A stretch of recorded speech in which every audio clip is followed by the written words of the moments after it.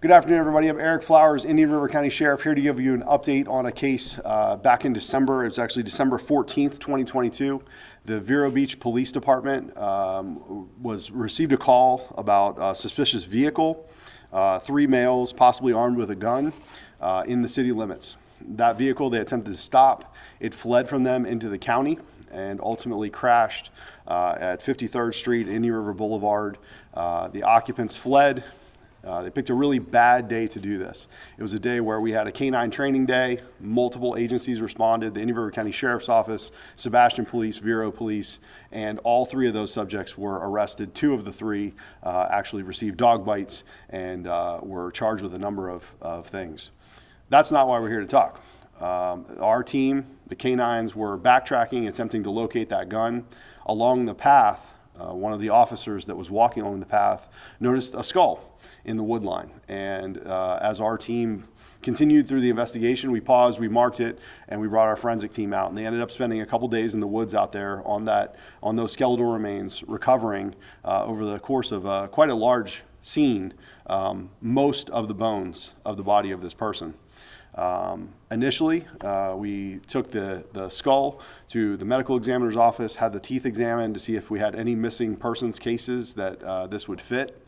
And we found nothing. There was nothing in our records whatsoever. We had no information about any missing persons that matched up. As a matter of fact, the first report that we got back was that it was potentially an Asian male and possibly 40s, 50s. And so we had no cases that matched that whatsoever. We did send the bones off to the Pound Lab, our partners at the Pound Lab, and ultimately we presented the skull, which you can see the photo here on the side, to our partners at Palm Beach County Sheriff's Office, who constructed this drawing based on the Pound Lab's information.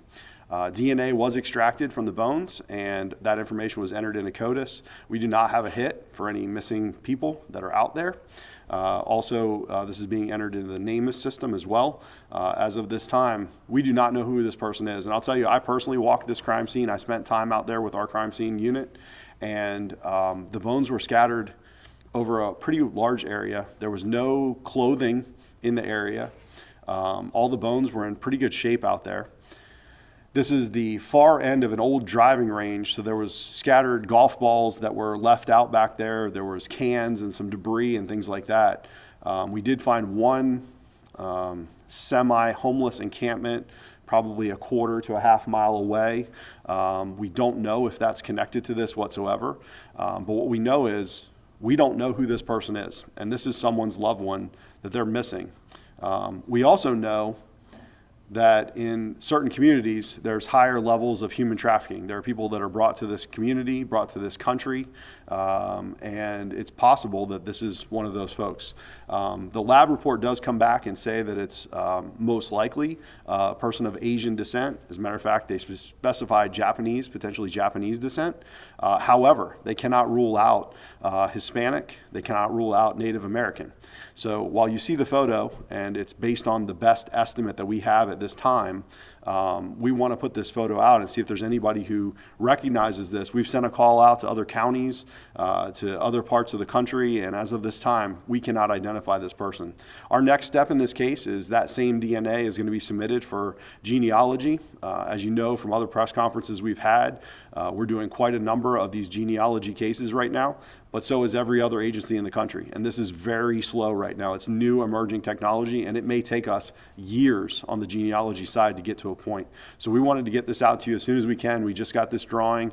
We wanted to offer it up to the public. We're going to put it out on our social media, and we're hoping that somebody out there recognizes this drawing as somebody that they know that went missing. We want to put some closure to this person. We want to find out what the situation is and find out why this person was dead out there in our county. Questions? Yes, ma'am. Was there any obvious signs or causes of death that were kind of taken from the skeletal remains, like gunshot wounds, anything that could have indicated?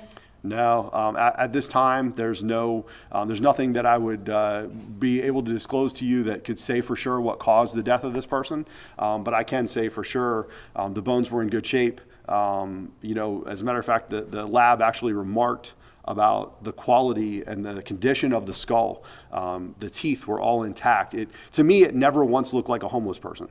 It just doesn't ring to that level to me. When you look at the bones, when you look at everything, it just doesn't look like a homeless situation to me. Now, Sheriff, you said there was a chance that it could have been human trafficking involved in this. Yeah, absolutely. We know, Asian communities, sometimes we have folks who are brought here, they work in a variety of different businesses. Maybe they're not documented, maybe they're not brought in a legal way. And that's one of my concerns in this case for sure, is that if this is a person that was brought in for human trafficking, they may have been killed and nobody ever reported it. So that's a big concern if that's what's happened here. We want to know about it. So a follow-up to that, are there any other people that were found as victims of human trafficking, alive or dead in the county around the time that you guys found Phil? So we just found this particular case back in December. We didn't have any other human trafficking cases in that time period that are related to that. So I can't say that's just an item, really a long shot in this, that maybe there's somebody in the community that might know about this, reaching out to them, because nobody's come forward to say they're missing, and that's a concern. A lot of times in human trafficking cases, that's part of the deal, is that the people are missing, but nobody knows they're missing because nobody reports them as missing. And so that's why, I kind of think that might be what this is. Other questions? Yes, ma'am. Is there any indication as to how long the bones may have been there? You said they were in good condition. Can that be an indication maybe it was more recent? So if you go out to the area where this occurred off of 53rd Street, there's a CVS, there's a memory care facility. We actually apprehended one of the guys hiding up beside the memory care facility. That's been there for a couple years now. We talked to the team that did all the digging, that moved all the dirt. Where the bones were found, that area in front of it where that is right now, where the memory care facility is, used to be a driving range. And so they pushed everything as far to the north as they could along that berm, but they never went over the berm. They never dealt with anything. The body was actually over the berm in the wooded area along the wood line. And so it's definitely been there for some time. I mean, there's no remnants of tissue. There was no, for it to decay. But obviously, it's hot in Florida. Bones in the open like that, a body's going to decay a lot faster. So I can't say for sure the timeline, but I mean, based on what we're seeing, it definitely makes it feel like it had been out there for some time.